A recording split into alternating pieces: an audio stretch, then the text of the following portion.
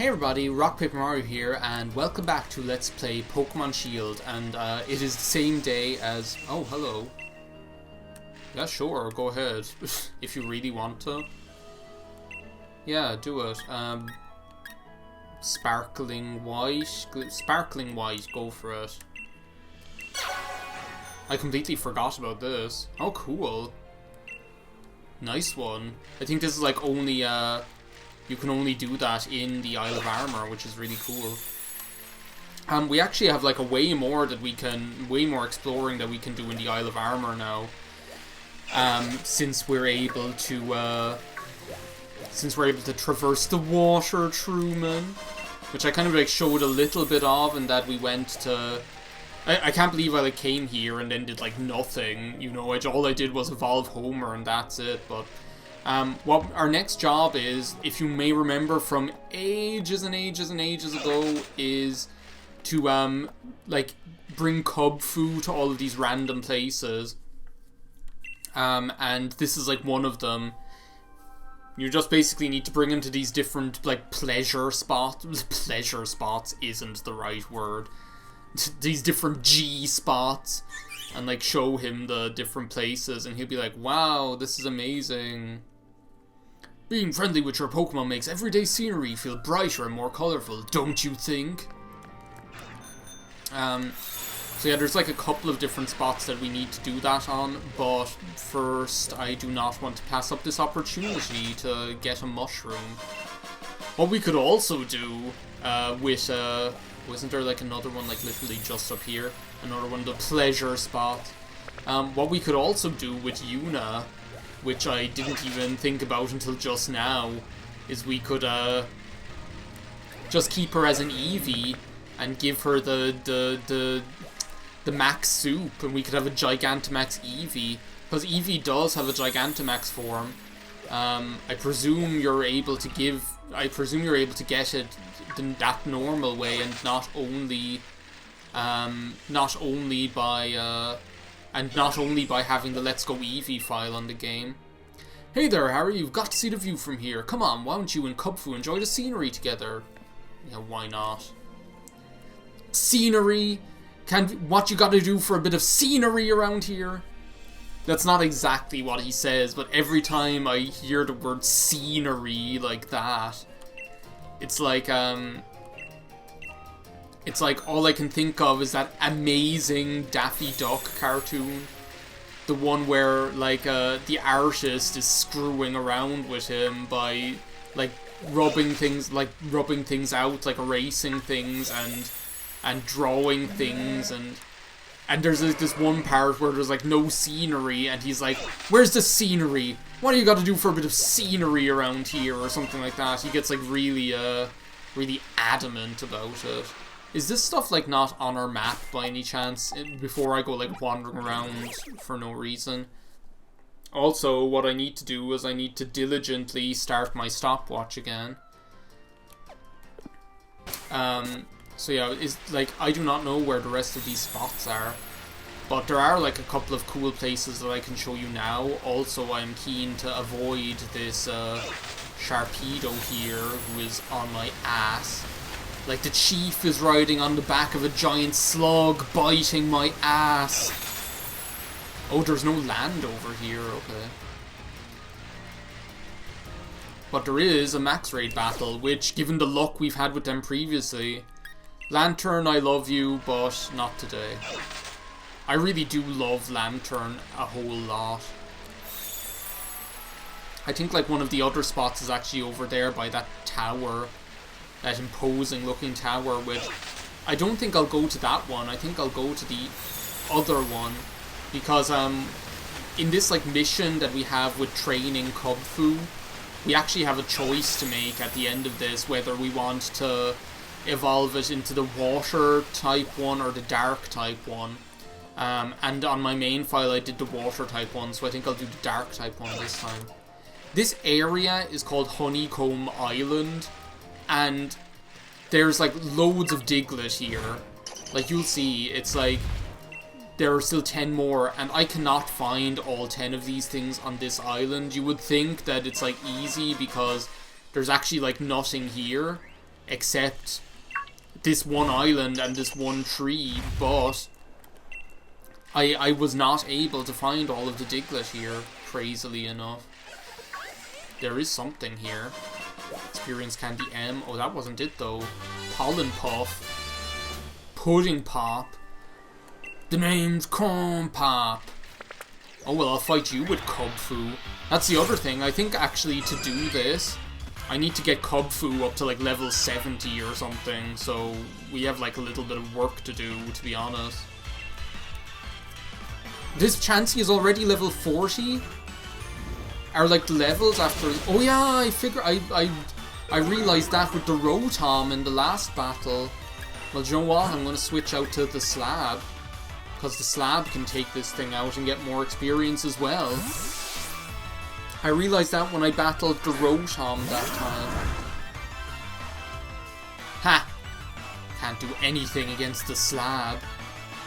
Return the Slab.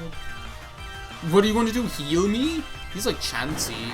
I'm going to get a lot of experience for this, so it's good to know that I can, it's good to know that they're actually a higher level now, rather than those, like, level 16 things.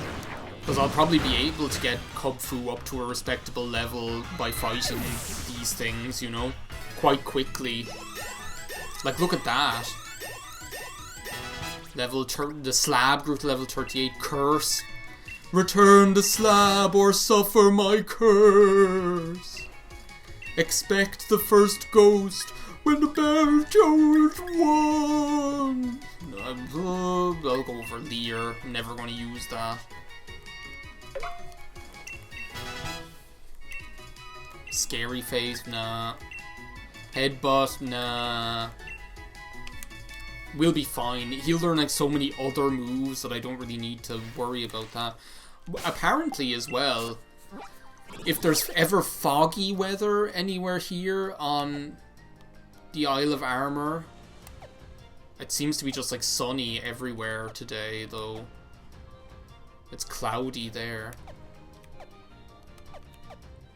If it's ever foggy anywhere in this place, you can actually like... Oh, there! It's foggy there. But I don't think you can find Chansey there. Or Blissey, rather. Because if it's... I might actually go and like look into that. Because if it's ever foggy anywhere on... It's worth checking, because if it's ever foggy here on this island, anywhere on the Isle of Armour, instead of Chansey, you'll actually have a chance to find Blissey, which if you can respect the experience you get from fighting Chansey, just imagine what kind of experience you're dealing with when you take out Blissey. That Sharpedo is probably going to catch up with me. You know what I was just thinking about right now in that very instant? Oh, there's like two Diglett over here. They're like right next to each other. It's like they found the same hiding spot. No, I'm trying to... Excuse me, I'm trying to like talk to the Diglett here. Like two boobs sticking out of the ground. And a Dug Trio, wow, okay. Need to find 3 more Diglett, okay. But yeah, these Sharpedo are everywhere out here, and they're just, to be honest, they're somewhat of a nuisance. I find like they're like the nuisance of this part of the game. When you go to the Crown Tundra, it's the same with Boltund over by where there's like this one area of the game where there's just like Boltund, that electric dog Pokemon. They're everywhere, and they get all up in your business, they run after you, they chase you down, they just make you get into battles with them. And they are like supremely irritating. It's like the less Boltund I see, the better in that place. Hello, what are you doing here? I don't remember you. Oh, why not? I am recording, yes. I'm like terrified of saving now all of a sudden. What's like going to happen here? Don't tell me she's going to go crazy again like the other time. Yeah, keep digging. What have I got to lose?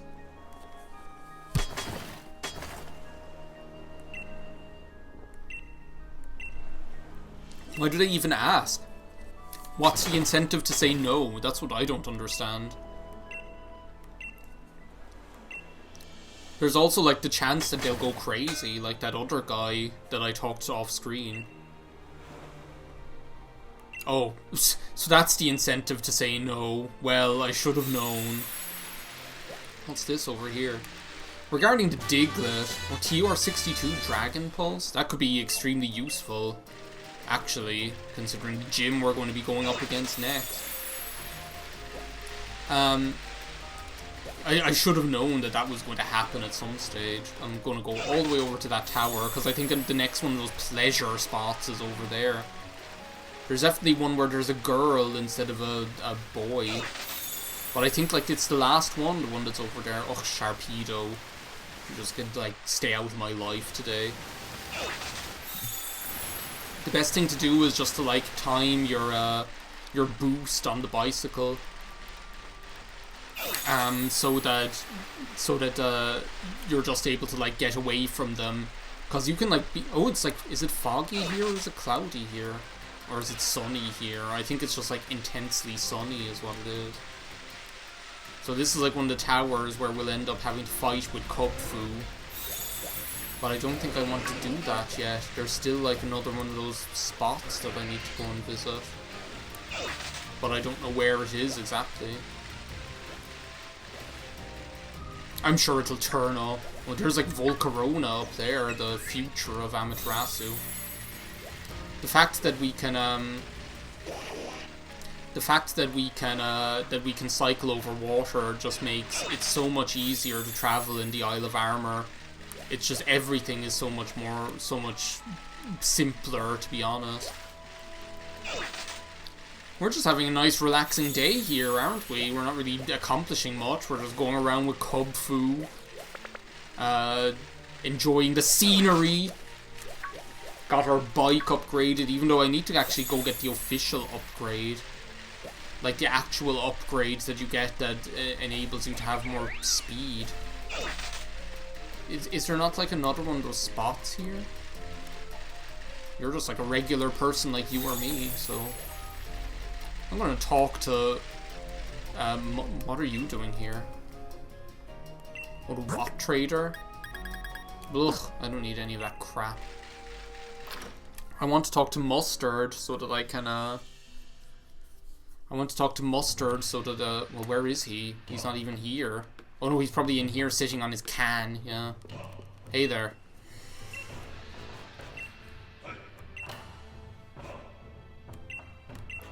Oh, that's good. Well, I should have done this ages ago. No, I don't want to ride my bicycle in the house. I want to look at where the rest of those spots are. Oh, they're there already. Okay. Well, that's okay. I'll just, like, fly over to the desert. I got confused. I thought they were, like, pointing to the... I thought they were pointing at the, I thought they were pointing at the tower. How many Diglett do we have now? Well, no, that's not what I wanted to do. I wanted to talk to the guy. Okay, so if we find 15 more Diglett, he'll give us something. I think the next one he gives us is actually, like, one of the Alola starters. It's over here is where I want to check in case I'm able to find Blissey. Yeah, look, this is fog. This is pod racing. Do you want to know what my, like, first... Isn't it so weird when you have, like, a first memory of a word? There's, like... There is such a thing as, like, a first memory of a word, I think. But I have, like, a first memory of the word pod racing, of all things. And what it is, like, back before Star Wars Episode 1 came out, there was, like, there's, like, Disho just there, like, walking around. Back before Star Wars Episode 1 came out, there was a toy shop, near where... like, in the town where I went to school. I like looking around here because Blissey is bound to show up here at some point. There was a... to execute. I didn't want to talk to you. I wanted to talk to the other egg Pokemon. If I try and run away from you, you'll probably kill me. Yeah. So, Speedwagon, come on, it's your turn. Even though that's probably not the... that's probably, like, the worst thing I could do.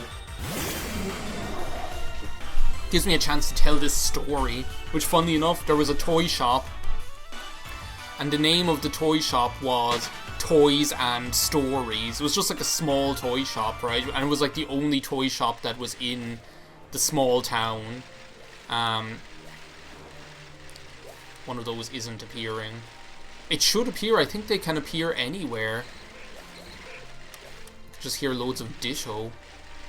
It was called Toys and Stories. So like after school sometimes I would go there just to look at what toys were there. And at that time, the toys that... There were toys like just coming into the shop to do with Star Wars Episode 1. But I hadn't seen any trailer. I hadn't seen any... like anything about the film itself. There has to be like one of them here, surely. They can show up, they just show up randomly and rarely, just like Chansey. I hadn't seen any trailer or any information about the film. All I knew about Star Wars Episode 1 was this one toy which came out before the film, which was like the STAP or STAP is what I used to call it, which is probably like not completely off the mark. But there was this one toy which was out before the film came out called STAP, STAP, right? And this I like was obsessed with this toy. I was like, oh my god, that's so cool and blah blah blah blah, and I really really wanted it even before I saw it in the film.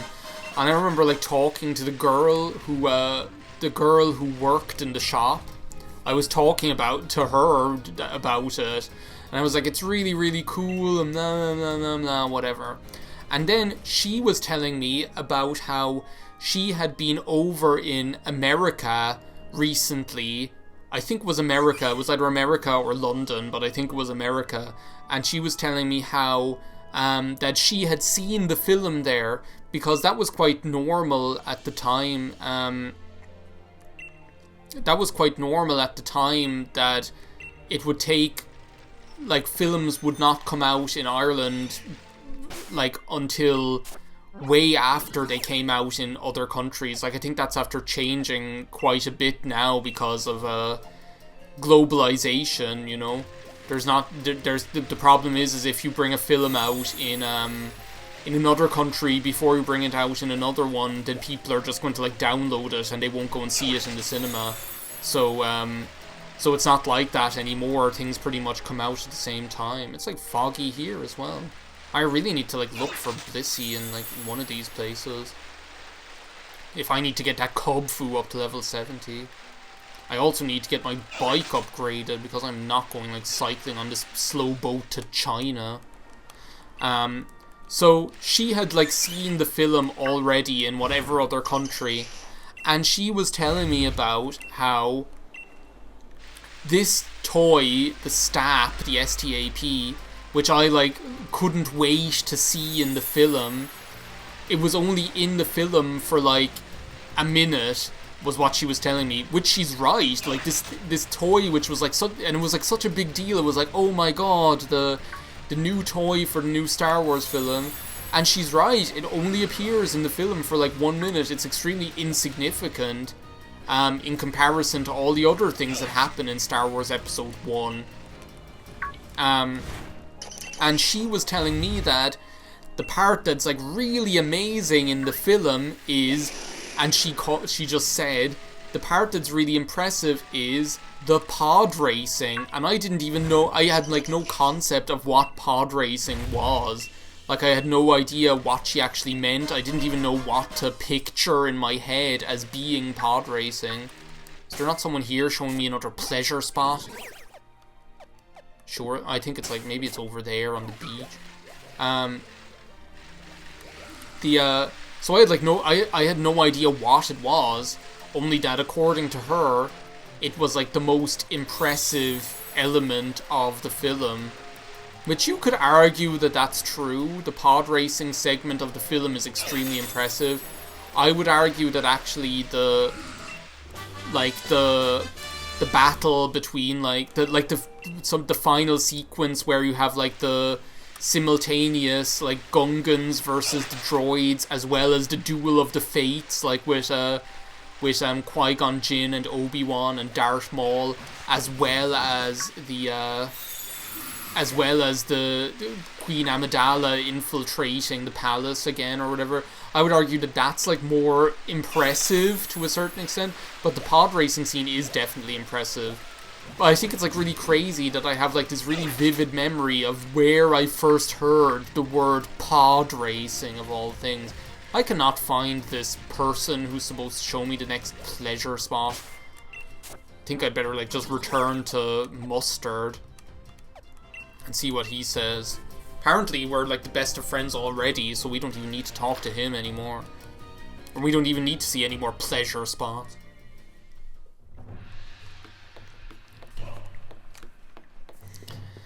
Then I can like get on to the more important work, which is getting it leveled up to like level 70, I think is what it needs to be. Well, what do you say, mean Mr. Mustard? Good, good, you two are just the best of friends now, aren't you? Kubfu's really become more confident. How wonderful! Wait! I am living for Pokemon Snap 2, by the way. Like, I cannot wait for this thing. Every now and then I remember that it's something that is going to happen, and it just like makes my life worthwhile. I love that I will be able to enjoy Pokemon Snap 2. I get like, you guys know how much I love Pokemon Snap. I've LP'd it and everything, but I just can't wait. So, mean Mr. Mustard, lay it on me. What have you got in store for Kubfu now? He's just after losing control of his mind. That's like the weirdest like expression. Like, lost control of his mind. There's like this one episode of Ramsay's Kitchen Nightmares where they describe one of the restaurant owners as having lost control of his mind. It's like, what does that even mean? Now then, Harry and Kubfu, if you want to become stronger, there are special training grounds just for Kubfu. Or Wakfu. Prepare yourselves for the Towers of the Two Fists. There's one over there. Tower of Waters. The Tower of Darkness. Choose wisely, since you'll only be able to climb one of the two towers. Kubfu's fighting style will change depending on the tower you choose, and the types it gets will change as well. Think carefully. Each tower is 5 stories tall, and each floor has a tough opponent waiting for you. Make sure you level up Kubfu properly. Up to what? Is he going to tell me how much I should level him up? Because technically I thought that the Pokemon didn't get leveled up significantly until I finished the game. Anyway, that's something that we're going to explore in the next part. I will thank you very much for watching. I will see you next time on Pod Racing. Goodbye now.